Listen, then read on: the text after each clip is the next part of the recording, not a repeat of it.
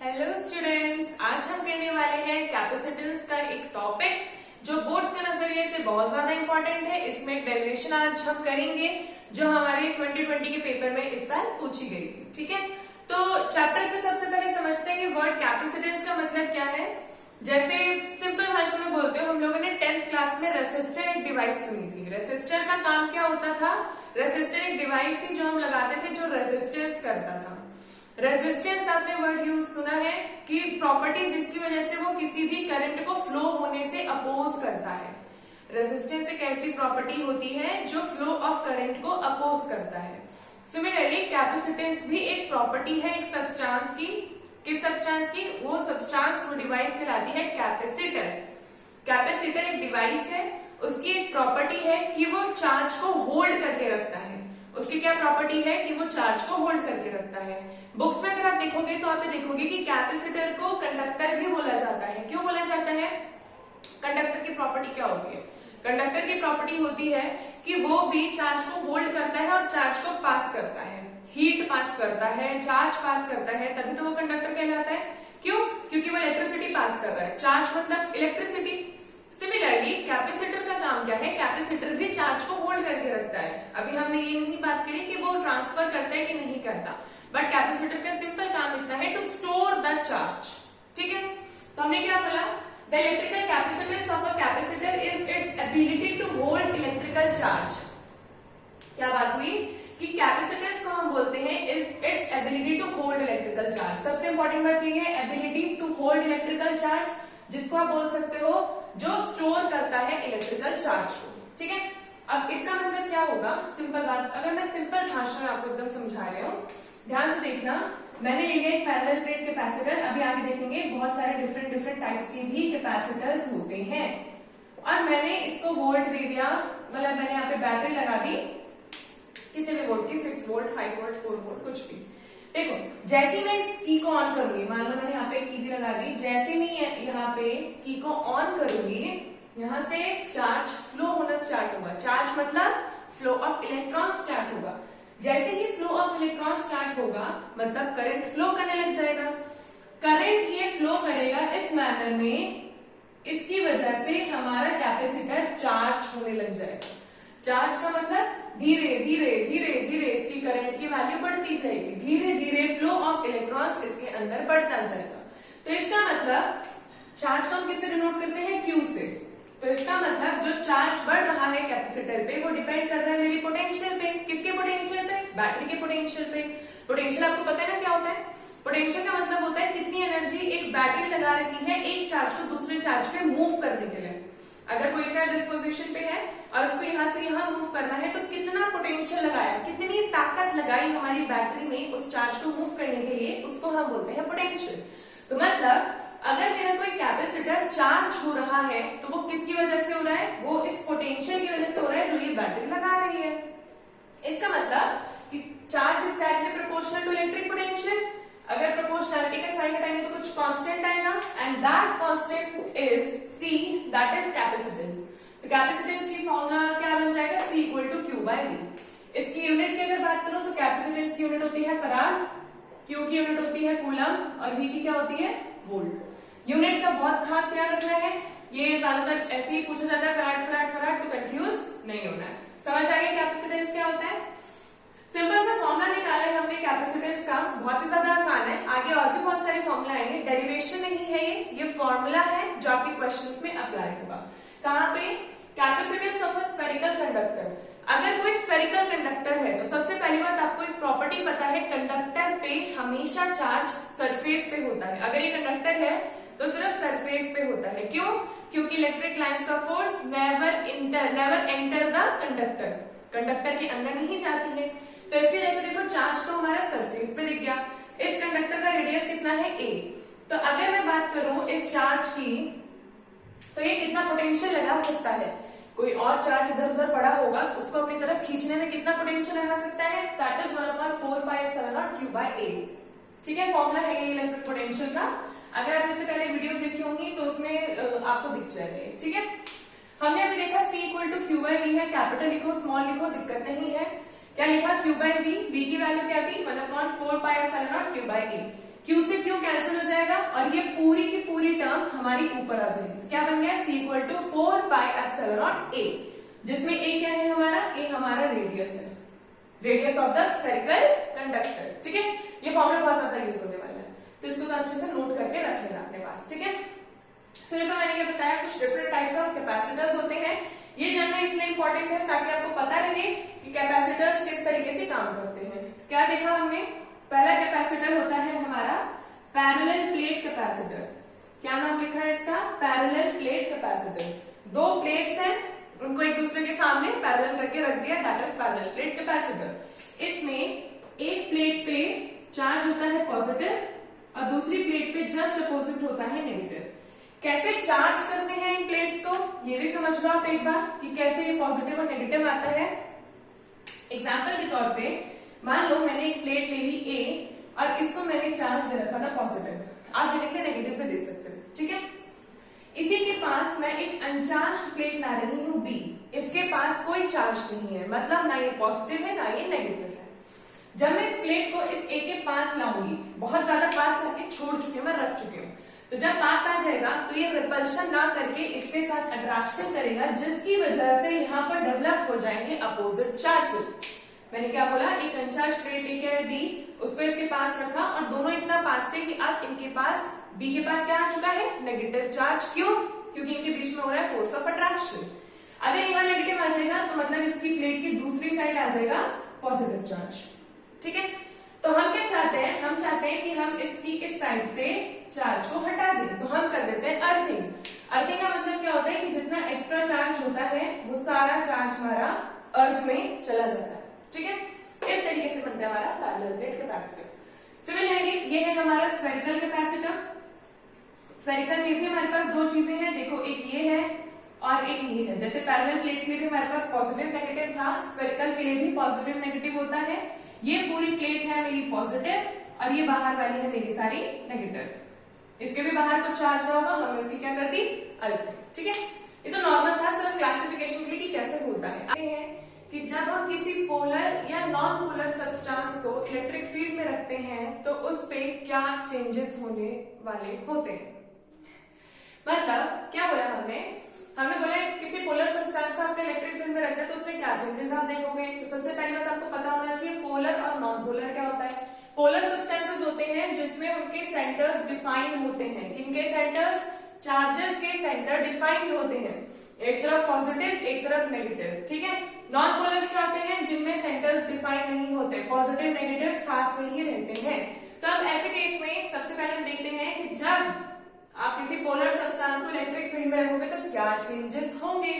क्या होंगे, देखो सबसे पहली बात, मैंने पोलर सब्सटेंस रखे तो मतलब 3-4 मॉलिक्यूल है उस पोलर सब्सटेंस के जो इधर उधर बस ऐसे ही ओरिएंटेड है, अपना फ्री है, कहीं भी उसका मूवमेंट हो रहा है उससे उनको फर्क नहीं पड़ता।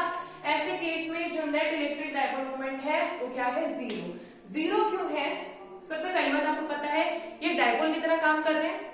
अगर इनके पास सेंटर्स डिफाइंड है तो ये डायपोल है एक तरीके से, क्योंकि इक्वल होंगे ये सेंटर्स, तो इसकी वजह से हर एक मॉलिक्यूल का अपना अपना डायपोल मोमेंट भी होगा। लेकिन आपको एक बात पता है, जब हम किसी कंटेनर में मॉलिक्यूल्स छोड़ देते हैं तो जब ये आपस में टक्कर खाते रहते हैं तो इनके जो वो इलास्टिक कोलिजन होता है उसकी वजह से मोमेंटम भी कुछ नहीं होता है। तो ऐसे केस में इनका आपस में इतना कोलिजन हो रहा है जिसकी वजह से इनका नेट डायपोल मोमेंट क्या है, जीरो। ओके, तो अब अगर नेट डायपोल मोमेंट जीरो है, इलेक्ट्रिक फील्ड हमने कुछ नहीं अप्लाई करी तो इलेक्ट्रिक फील्ड भी जीरो। जैसे ही मैंने कुछ इलेक्ट्रिक फील्ड अप्लाई करी तो ध्यान से देखो एक चीज, इलेक्ट्रिक फील्ड इस डायरेक्शन में अप्लाइड है, ध्यान से देखो सारे मॉलिक्यूल अलाइंड हो गए। क्या हो गए, अलाइंड। या फिर आप बोल सकते हो यहाँ पर आपको कुछ अलाइनमेंट देखने को मिल रहा है। क्या है वो अलाइनमेंट, सारे पॉजिटिव वाले चार्जेस इस डायरेक्शन में हो गए हैं, क्योंकि आपको पता है पॉजिटिव से इलेक्ट्रिक लाइन्स ऑफ फोर्स बाहर की तरफ निकलती हैं, नेगेटिव में इलेक्ट्रिक लाइन्स ऑफ फोर्स अंदर की तरफ घुसती हैं। तो ऐसे केस में ये बाहर निकल रही है तो पॉजिटिव इधर हो गया और इधर है नेगेटिव। अगर इलेक्ट्रिक फील्ड इस साइड से अप्लाइड होती तो ऐसे केस में पॉजिटिव इधर होता, नेगेटिव इधर होता। ठीक है, और दूसरी बात, सारे मॉलिक्यूल्स एक लाइन में अलाइन हो चुके हैं जिसकी वजह से इनका जो डायपोल मोमेंट आएगा दैट विल बी फाइनाइट, मतलब इस टाइम पे मैक्सिमम होगा। आप काउंट कर सकोगे कि कितना डायपोल मोमेंट है। क्यों, क्योंकि हर एक डायपोल की तरह हमारा जो काम कर रहा है ये पोलर मॉलिक्यूल, ये एक डायरेक्शन में ओरिएंटेड है, इसका कुछ ना कुछ डायपोल मोमेंट है, इसकी वजह से इसका इस टाइम पे फाइनाइट होगा बल्कि मैक्सिमम होगा। ठीक है, यही चीज अगर हम नॉन पोलर में देखते हैं तो देखो क्या देखा हमने। पहली बात तो नॉन पोलर का मतलब क्या है, जिनके सेंटर्स डिफाइंड नहीं होते, दोनों एक दूसरे को कोइंसाइड करते हैं। ध्यान से देखो इस सर्कल के अंदर है ये, तो मतलब ये बड़ा वाला इसको कोइंसाइड कर रहा है। अब इस टाइम पे कोई भी इलेक्ट्रिक फील्ड अप्लाइड नहीं है तो E इक्वल टू 0 है, इलेक्ट्रिक फील्ड नहीं है, डायपोल मोमेंट भी नहीं है। जब हम इसके ऊपर कोई इलेक्ट्रिक फील्ड अप्लाई करते हैं तो क्या होता है, इसके ऊपर लगने लग जाता है फोर्स। जो पॉजिटिव चार्ज होते हैं उसकी तरफ फोर्स लगता है इस डायरेक्शन में, क्यों? क्योंकि इलेक्ट्रिक फील्ड पॉजिटिव से बाहर निकलती है। जो नेगेटिव चार्ज होता है उस पर इधर लगता है, क्योंकि आपको पता है इलेक्ट्रिक फील्ड अंदर जाती है माइनस साइन के। अब फोर्स लग रहा है तो ना ये ना चार्जेस को खींच रहे हैं, मतलब इस नेगेटिव को खींचते खींचते खींचते इधर ले आया, इस पॉजिटिव को खींचते खींचते वहां पे ले आया, दोनों ने फोर्स लगाया कि भाई पॉजिटिव उधर रहेगा नेगेटिव इधर रहेगा। अब अगर सेंटर डिफाइन हो गए तो ये नॉन पोलर तो नहीं रहा इस पॉइंट पे, इस पॉइंट पे क्या हो जाएगा ये पोलर मॉलिक्यूल। और ये फोर्स तब तक लगता है जब तक इनके अंदर जो ये है, ये जो स्टेबलाइजेशन हम कर रही है चार्जेस को इधर खींच के, जब तक ये पूरी तरीके से दोनों स्टेबल ना हो जाए, मतलब जितनी इलेक्ट्रिक फील्ड लग रही है उधर उतने ही फोर्सेस लेके इन दोनों को खींच लें, और जब तक ये बराबर नहीं हो जाते तब तक ये खींचते रहते हैं। एक पॉइंट ऐसा आता है जहां पर ये मैक्सिमम अपनी पोजीशन पे आ जाते हैं, स्टेबिलिटी मिल जाती है, मतलब इलेक्ट्रिक फील्ड जब तक अप्लाइड है तब तक इधर ये पॉजिटिव ही रहेगा इतना सेंटर, और इधर तब तक नेगेटिव रहेगा। ऐसे केस में डायपोल मोमेंट भी मैक्सिमम हो जाएगा। क्यों? क्योंकि वापस से चार्ज क्या हो चुके हैं, सेपरेट हो चुके हैं। आपको पता है माइनस से प्लस की तरफ होती है डायरेक्शन इलेक्ट्रिक डायपोल मोमेंट की, तो वो हमने बना दी यहाँ पे। अब क्वेश्चन ये है कि अगर इलेक्ट्रिक फील्ड हटाएंगे तो क्या तब भी ऐसा रहेगा? नहीं। जब हम इलेक्ट्रिक फील्ड हटा देंगे इनके ऊपर कोई फोर्स ही काम नहीं करेगा, जब फोर्स काम नहीं करेगा तो जो खींच रहे थे वो वापस अपनी जगह पे आ जाएंगे। एक टाइप से रबर बैंड की तरह है, आप रबर बैंड को खींच रहे हो खींच रहे हो खींच रहे हो, अचानक से छोड़ दोगे तो वापस आ जाएगा। ठीक है, आ गया होगा समझ में इतना? ठीक है। एक चीज देखते हैं, डाइलेक्ट्रिक कांस्टेंट। सबसे पहली बात हमने डाइलेक्ट्रिक के बारे में पढ़ा था। डाइलेक्ट्रिक एक नॉन कंडक्टिंग सब्सटेंस होता है जिसका यूज हम कर रहे थे चार्जेस के बीच में, जब हम मीडियम को चेंज करते हैं। मीडियम को चेंज करते हैं मतलब वैक्यूम या एयर के बजाय हमने कोई और मीडियम डाल दिया, लाइक वाटर, ऑयल या कुछ भी हो सकता है। ठीक है, तो डाइलेक्ट्रिक कांस्टेंट की अगर आप वैल्यू निकालना चाहो, ये डाइलेक्ट्रिक कांस्टेंट है। मैंने क्या बताया था डाइलेक्ट्रिक मीडियम के बारे में, उस मीडियम का अपना कुछ ना कुछ कांस्टेंट वैल्यू होती है, उसको कैसे निकालते हैं? ये टाइप से रेशियो है। अगर ये रेशियो तो इसका मतलब इसकी कोई यूनिट नहीं होगी, है ना? जो रेशियोज होते हैं उनकी यूनिट नहीं होती है ज्यादातर। तो अगर मैं बोलूंगी क्या है रेशियो, ये रेशियो है कैपेसिटेंस ऑफ अ कैपेसिटर जब हमने उसको किसी मीडियम में रखा हुआ है। मतलब मैंने किसी कैपेसिटर के बीच में कोई डाइलेक्ट्रिक मीडियम रख दिया, लाइक वाटर, ऑयल, एनीथिंग, तो ऐसे केस में उसकी कैपेसिटेंस थोड़ी डिफरेंट आएगी एज कंपेयर टू वो कैपेसिटेंस जब वो वैक्यूम में था। मतलब आपने एक बार एक कैपेसिटर रखा जिसमें हवा थी या वैक्यूम थी, एक बार आपने पानी रखा और उसके बाद आप चेक कर रहे हो, तो अगर आपको डाइलेक्ट्रिक कांस्टेंट निकालना हो तो कैसे निकालोगे? जितना मीडियम में कैपेसिटेंस आया उसको डिवाइड कर दो जितना वैक्यूम में आया। आप C0 की जगह ऐसे लिख सकते हो CM/CV। M मतलब मीडियम, V मतलब वैक्यूम। फॉर्मूला याद रखना है, अप्लाई होगा तो ध्यान रखना है। अच्छा, सबसे इंपॉर्टेंट चीज है ये सिर्फ समझने के लिए, ये चीज आपसे पूछी जा सकती है। कहाँ पूछी जा सकती है? MCQ में पूछी जा सकती है। एक नंबर से ज्यादा नहीं होगा, बट एक छोटा सा कॉन्सेप्ट है। क्या कॉन्सेप्ट है कि behaviour of dielectric in electric field. जब आप किसी डाइलेक्ट्रिक मीडियम को किसी इलेक्ट्रिक फील्ड में रखते हो और उस पर इलेक्ट्रिक फील्ड अप्लाई करते हो, तो इलेक्ट्रिक मतलब उस डाइलेक्ट्रिक मीडियम में क्या असर पड़ेगा? हमने क्या बोला, अगर आप किसी डाई इलेक्ट्रिक मीडियम को एक इलेक्ट्रिक फील्ड में रखते हो तो उसकी वजह से अपने डाई इलेक्ट्रिक पे क्या असर पड़ेगा, क्या डिफरेंस देखने को मिलेगा।